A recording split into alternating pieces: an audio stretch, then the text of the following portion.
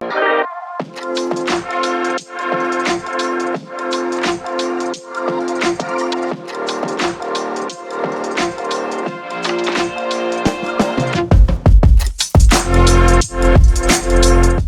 c'est Pierre Slamy, je suis le cofondateur d'Open Food Fact. Open Food Fact, en fait, c'est un projet associatif français. C'est le Wikipédia des aliments. L'idée, c'est qu'on rassemble tous les produits contribués par les utilisateurs d'Open Food Fact et de nombreuses autres apps, mais également toutes les données qui sont communiquées par des centaines et des centaines de producteurs via la plateforme producteur d'Open Food Fact, qui leur permet d'envoyer des produits, des informations sur leurs produits et d'obtenir aussi des recommandations d'amélioration de leurs produits sur le Nutri-Score, afin d'avoir plus de transparence sur ce qu'on mange au quotidien. C'est une démarche qui s'inscrit dans l'expérimentation lancée par le gouvernement. Et la mesure, en fait, va voir si l'éco-score est efficace pour changer les comportements des consommateurs. Dans le collectif, il y a différents types d'acteurs. Il y a des applis comme Open Food Fact, Yuka, ScanUp. Il y a des acteurs comme par exemple Éco2 Initiative qui ont une expertise environnementale. Et puis il y a aussi des acteurs engagés comme par exemple La Fourche qui l'affiche sur ses propres produits sur son site de e-commerce.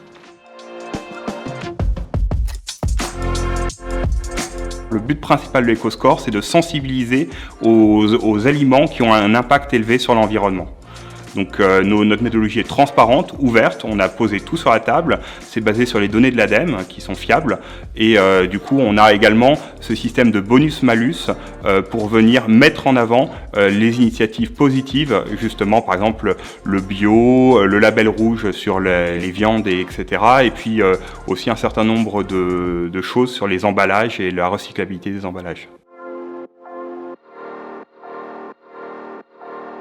Clairement, l'objectif, c'est d'avoir un affichage environnemental sur tous les produits alimentaires dans les magasins et permettre une prise de conscience au quotidien en scannant des produits de l'impact environnemental de ce qu'on mange. Et puis, il y a un deuxième volet à l'impact, c'est que les producteurs, du coup, comme ça s'est passé pour le Nutri-Score, commencent à reformuler leurs produits, à les rendre plus compatibles avec une démarche environnementale. Et le jour où j'ai découvert ce qui s'appelait le score 5 couleurs à l'époque et qui est maintenant le Nutri-Score et qu'on a affiché depuis 2015 sur Open Food Fact, j'ai dit mais voilà, c'est simple, c'est une note de A à E que même un enfant peut comprendre. Donc nous on affiche le Nutri-Score pour la nutrition, le Nova sur le degré d'ultra transformation des produits et maintenant l'éco-score sur l'aspect environnemental.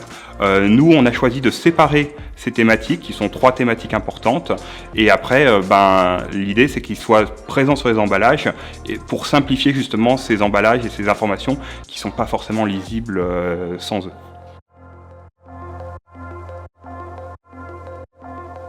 Quel que soit le score qu'on a, il y a des opportunités d'amélioration sur l'environnement.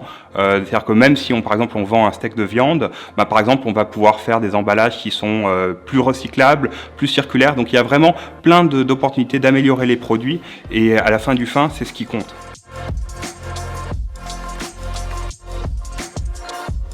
Vous pouvez télécharger l'appli Open Food Fact dès aujourd'hui. L'éco-score, on le calcule sur plus de 240 000 produits français. Donc vous pouvez découvrir votre impact environnemental au quotidien.